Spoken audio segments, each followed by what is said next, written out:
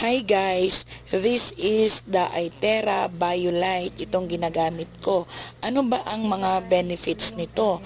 Number 1, supports circulations. And then, number 2, supports metabolic.